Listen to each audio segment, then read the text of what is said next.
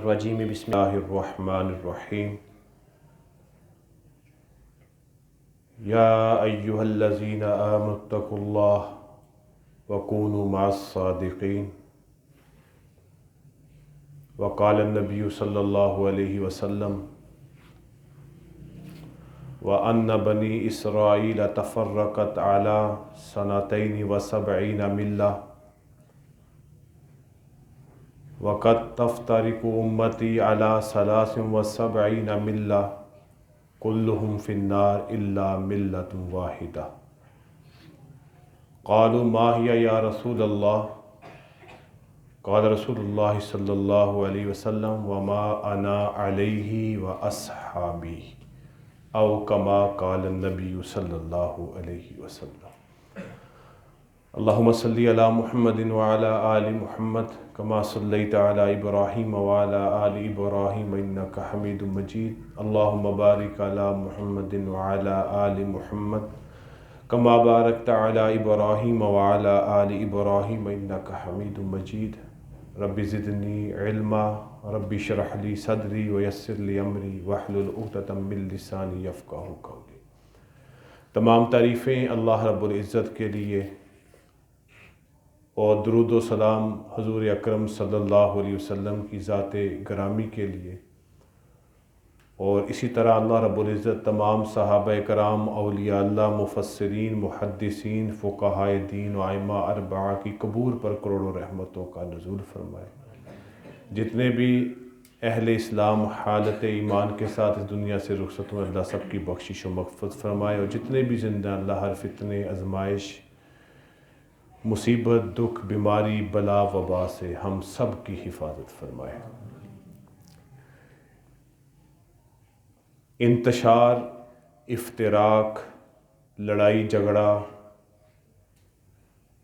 تنازع کسی بھی صورت میں ہو، وہ پسندیدہ عمل نہیں ہے۔ وہ کسی بھی شکل میں ہو اور کسی بھی دائرے میں ہو، ہر طرح کا افتراق، انتشار، لڑائی جھگڑا، مخاصمت، تنازع کسی طور پر بھی درست نہیں ہے۔ مثال کے طور پر جیسے وہ لڑائی رنگ کی بنیاد پہ ہو،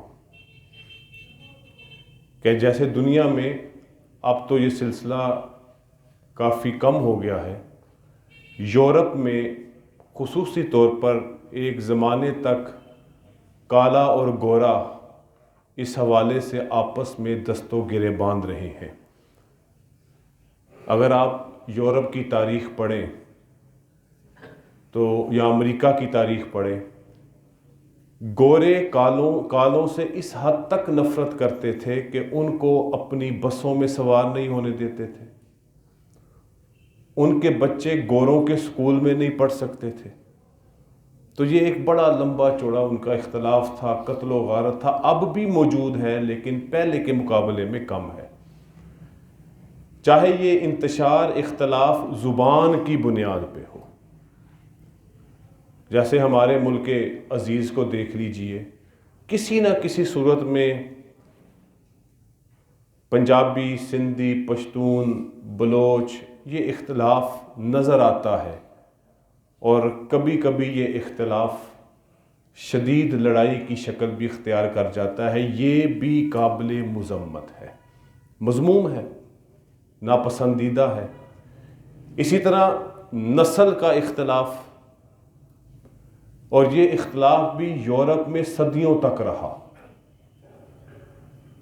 جیسے ہم دیکھتے ہیں کہ یورپ میں جو اب ملکوں کی تقسیم ہے وہ نسلوں کی بنیاد پہ ہے۔ جی فرانسیسیوں کا، برطانیہ برٹش کا، اسکاٹ لینڈ اسکاٹش کا، آئرلینڈ آئرش کا، انہوں نے اپنی تقسیم یورپ کی اس بنیاد پہ کی، ورنہ اس سے پہلے وہ خوب آپس میں جنگ و جدل کا شکار رہے، اور یہ بھی ناپسندیدہ ہے۔ چاہے وہ اختلاف اور انتشار برادری کی بنیاد پہ ہو، جیسے ہمارے ہاں یہ جٹ ہے، یہ گجر ہے، یہ بٹ ہے، یہ راجپوت ہے، فلاں ہے، اس پر بھی آپس میں تنازع ہو جاتا ہے، مار کٹائی ہو جاتی ہے۔ ہر طرح کا جو اختلاف جو اس صورت کو اختیار کر جائے، لڑائی جھگڑے، انتشار، آپس میں مار کٹائی، اسلام نے اس کو روز اول سے ہی ناپسندیدہ قرار دیا ہے۔ نبی علیہ الصلوۃ والسلام نے فرمایا خطبہ حجۃ الوداع میں کہ کسی اجمی کو عربی پر، عربی کو اجمی پر، گورے کو کالے پر، کالے کو گورے پر کوئی فوقیت حاصل نہیں۔ یہ نبی علیہ السلام کا واضح پیغام تھا کہ یہ کالا گورا ہونا، اجمی عربی ہونا، یہ کسی برتری، کسی فوقیت، کسی معیار کو یا کسی سٹینڈرڈ کو بیان نہیں کرتا۔ ان اکرمکم عند اللہ اتقاکم، بے شک تم میں سب سے زیادہ عزت والا وہ ہے جو اللہ کو زیادہ خوش کر لے۔ اسی طرح آپ نے اگر سیرت النبی کا مطالعہ کیا ہو، مدینہ طیبہ میں اوس اور خزرج ٹھیک ٹھاک آپس میں ان کا انتشار تھا، لڑائیاں ہوتی تھیں ان کی، لیکن جب ان دو قبائل نے نبی علیہ الصلوۃ والسلام کے ہاتھ پر اسلام قبول کیا اور اسلام جیسے محبت برے دین میں شامل ہو گئے، وہ اپنے صدیوں سے چلنے والے اختلاف کو بھول گئے۔ مکہ مکرمہ میں یا عرب کی اس زندگی میں، اس زمین پر، دھرتی پر کیا کچھ نہیں ہوا کرتا تھا۔ کبھی پانی پینے پلانے پہ جھگڑا، کبھی گھوڑا آگے بڑھنے بڑھانے پہ جھگڑا، لڑائی شروع ہوئی تو ختم ہونے کا نام نہیں لیتی تھی۔ بنیاد ہوتی تھی برادری، بنیاد ہوتا تھا اس وقت قبیلہ، جبکہ قرآن مجید نے فرمایا یہ تمہارے قبیلے برادریاں اس لیے بنائے دی تعارفو، تاکہ تمہاری پہچان ہو جائے۔ یہ اس لیے نہیں ہے کہ یہ بڑا ہے اور یہ چھوٹا ہے، یہ معزز ہے اور یہ ذلت والا ہے۔ اسلام نے اس طرح کے انتشار کو، اس طرح کے بڑے ناپسندیدہ اختلاف کو قبول نہیں کیا، بلکہ اس کو ختم کرنے کے اقدامات اٹھائے ہیں۔ یہ ابتدائی بات ہے۔ اب اگر ہم مذہبی حوالے سے دیکھیں تو ہمیں ایک تانا دیا جاتا ہے، آپ بھی سنتے ہوں گے۔ وہ تانا کیا ہے کہ جناب بنی اسرائیل کے 72 فرقے تھے، مسلمانوں کے 73 ہوں گے، اور پھر کے بعد گھوم پھرا کے کس پہ لائی جاتی ہے؟ سارا مولویاں دا فساد ہے۔ ٹھیک ہو گیا؟ سنتے ہیں یہ، کبھی آپ پبلک ٹرانسپورٹ پہ سفر کریں، ان 20 سواریوں کو ایک مولوی مل جائے صحیح، پورا پاکستان کھا گئے نے، برباد کر گئے نے، سارا فساد ان کا مچایا ہوا ہے، اور پھر یہ نبی علیہ الصلوۃ والسلام کا فرمان بیان کر دیں گے، فرمان جاری کر دیں گے، بیان کرنا نہیں، جاری کر دیں گے، بیان نہیں کرتے، پورا جاری کر دیں گے، ایک حکم جاری ہو جائے گا، وہ ہونا ہی ہے جی انج، انہوں نے بنی اسرائیل دے 72 فرقے ہوئے سن تے ساڈے 73 ہونے نے۔ آدھی بات کرتے ہیں، پوری بات نہیں کرتے، آدھی بات کرتے ہیں، پوری بات کرتے، آدھی کتنے کرتے ہیں؟ نبی علیہ الصلوۃ والسلام نے فرمایا بے شک بنی اسرائیل میں 72 فرقے ہوں گے، 72 جماعتیں ہوں گی، ان کے اندر مذہبی اختلاف اس طرح سے ہوگا کہ وہ 72 حصوں میں تقسیم ہو جائیں گے۔ پھر آپ نے فرمایا وَتَفْتَرِقُ أُمَّتِي عَلَىٰ 73 ملہ، میری امت میں کتنے ہوں گے؟ 73۔ پھر فرمایا اللہ کے نبی نے کلہم فی النار، سارے کدھر جائیں گے؟ جہنم میں۔ کتنے فرقے جہنم میں جائیں گے؟ الا ملت واحدہ، ایک نہیں جائے گا۔ اب وہ سارے ایک ہونے کا دعویٰ کرتے ہیں، ہم بھی دعویٰ کرتے ہیں، او 72 کھلوتے جے 73 اے جے، وہ دوسرے دعویٰ کرتے ہیں اے 72 کھلوتے جے 80 73واں۔ ہر کوئی یہ دعویٰ کرتا ہے کہ ہم ناجی ہیں، اور باقی سارے جہنم کی لکیر فرمائی کہ نبی علیہ الصلوۃ والسلام کے صحابہ نے اس وقت سوال پوچھ لیا، تاکہ تنازع ختم ہو جائے، مسئلہ حل ہو جائے کہ جناب وہ 73واں جو ناجی فرقہ ہے جس پہ نبی علیہ السلام فرمایا کلہم فی النار الا ملت واحدہ، سارے جہنم میں جائیں گے صرف ایک نہیں جائے گا۔ اب صحابہ کے ذہن میں سوال آیا، اے اللہ کے نبی وہ ایک کون سا ہے؟ وہ ایک کون سا ہے؟ نبی علیہ السلام نے 4 لفظوں میں ساری بات بیان فرما دی، کوئی ادھر ادھر گھمایا پھرایا نہیں، کسی خاص جماعت کا نام نہیں لیا کہ یہ جناب جو یہ نام رکھ لیں گے وہ جنت میں چلے جائیں گے، جن کا یہ نام نہیں ہوگا۔ آپ نے ایک اصول بیان فرما دیا۔ اب دنیا میں جہاں کہیں بھی کوئی کلمہ گو اس اصول پر کاربند ہے، نام اس کا جو بھی ہو وہ نجات پانے والی جماعت ہے، اس کے علاوہ جو اس اصول پہ قائم نہیں ہے، اس اصول پہ کھڑی نہیں ہے، وہ نجات پانے والی جماعت نہیں ہے۔ وہ جملہ کیا تھا؟ ما انا علیہ و اصحابی، جس پر میں ہوں اور جس پر میرے صحابہ ہیں، جس پر میں ہوں اور جس پر میرے صحابہ ہیں۔ ما انا علیہ، جس پر میں ہوں وہ کیا ہے؟ قرآن و سنت، اور جس پر میرے صحابہ ہیں۔ نبی علیہ السلام نے پھر وضاحتیں اس حوالے سے کئی فرمودات موجود ہیں۔ آپ صلی اللہ علیہ وسلم فرمایا علیکم بسنتی و سنت خلفاء الراشدین، اور تم میری سنت کو مضبوطی سے تھامو اور میرے ان خلفاء کی جو ہدایت پر ہیں، خلفاء راشدین کی۔ پھر نبی علیہ السلام نے مزید وضاحت فرمائی اصحابی کالنجوم، میرے صحابہ ستاروں کی مانند ہیں، تم ان میں سے جس کی بھی اقتداء کرو گے تم ہدایت پالو گے۔ پھر نبی علیہ السلام نے مزید وضاحت فرمائی کہ میری اور خاندان اہل بیت کی مثال کشتی نوح کے ہے، جو اس کشتی میں سوار ہو گیا وہ نجات پا گیا۔ اور یہاں سے علماء نے بیان کیا کہ صحابہ کرام آسمان کے ستاروں کی مانند ہیں اور کشتی خاندان اہل بیت کی مانند ہے۔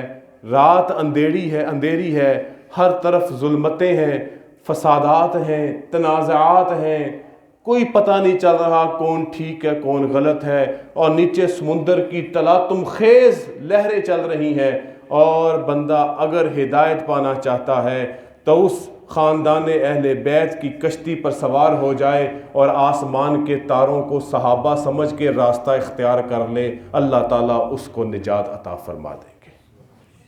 اب بتاؤ مسئلہ آپ کا حل ہو گیا کہ نہیں ہو گیا کہ وہ ناجی کون ہے؟ وہ ناجی کون ہے؟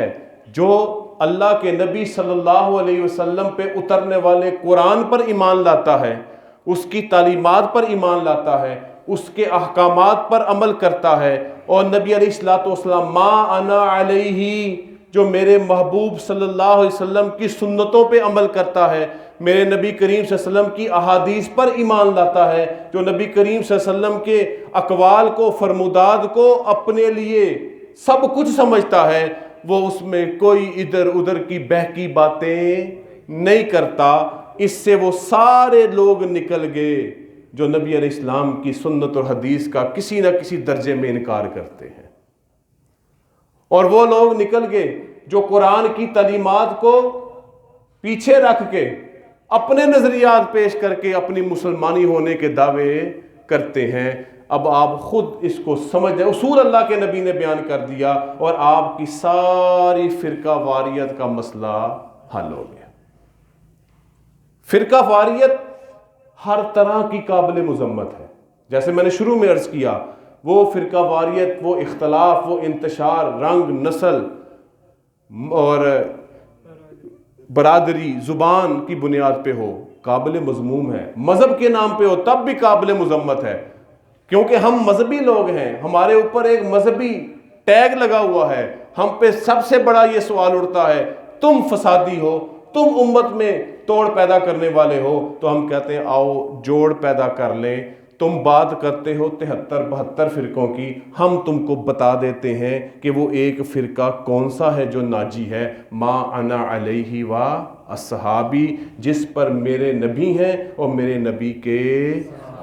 جب ہم نے اصحابی کہہ دیا تو سارے وہ اس دوڑ سے نکل گئے جو میرے کسی ایک اس صحابی پر بھی تان کرتے ہیں جس نے صرف نبی علیہ الصلوۃ والسلام سے اس کی صحبت ایک گھڑی کے لیے بھی اٹھائی ہے، ایک گھڑی کے لیے بھی، جس نے شاید نبی علیہ السلام، جیسے وہ ہم احادیث سنتے ہیں پڑھتے ہیں، وہ جو دیہاتی آیا اس نے سوال پوچھا، وہ سوال پوچھ کے چلا گیا، اس ایک صحابی جو صرف وہ 4-5 سوال پوچھ کے واپس چلا گیا، اور نبی علیہ السلام نے فرمایا کہ اگر وہ اس پہ عمل کرتا رہا تو وہ جنت میں جائے گا، وہ دنیا کے سارے کتب ابدال ولی مل جائیں اس 5 منٹ کی صحبت پانے والے صحابی کے بھی برابر نہیں ہو سکتے۔ یہ ہمارا ایمان ہے اس بات پر، اور یہی جملہ ہمیں یہ سمجھا رہا ہے ما انا علیہ و اصحابی، بلکہ ہم نے اپنے بڑوں سے یہ بات سنی، بلکہ باقاعدہ پڑھی کہ اللہ رب العزت نے جتنے انبیاء کرام بھیجے